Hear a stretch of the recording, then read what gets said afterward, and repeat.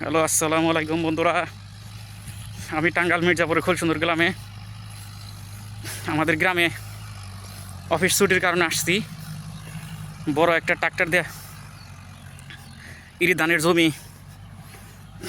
চাষ দিতেছে, মানে মাটি শোয়ানোর লোক এই মূলত এই চাষ দিয়া।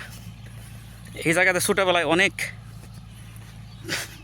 দেখতাম আর কি, শস্য বুনতো আর কি। এখন এখানে শস্য বুনে না, ধান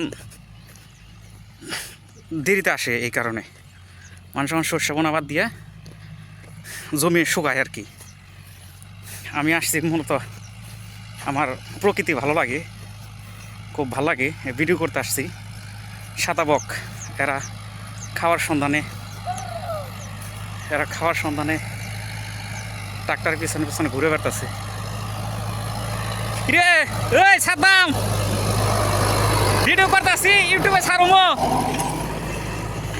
বন্ধুরা দেখেন কত সাদা বক, অভাব নাই। সাদা বকগুলা খাওয়ার সন্ধান আসছে মূলত। এরা মূলত এই টাইমে বেশি আসে। কত সুন্দর দেখেন গ্রামগঞ্জ, কত সুন্দর কত সুন্দর কত সুন্দর। আলহামদুলিল্লাহ আলহামদুলিল্লাহ আলহামদুলিল্লাহ আলহামদুলিল্লাহ আলহামদুলিল্লাহ আলহামদুলিল্লাহ, আল্লাহ আকবার। দেখেন কত সুন্দর সুন্দর বক, মূলত সাদা বক এগুলা। দেখেন বন্ধুরা, এই জমি চাষ যেন লোক আসছে জমির খেতে। এই বড় ট্রাক্টর দিয়ে জমির চাষ দিতেছে। আমাদের গ্রামের এখন জমি তৈরি করতেছে। আমার প্রকৃতি খুব ভালো লাগে, কিন্তু আমি চাকরি করি, আমি না পারি না আর কি ওগুলা মানুষের মতোই কথাবার্তা বলতে কি বাই করতে। আমার কণ্ঠস্বর ভালো না।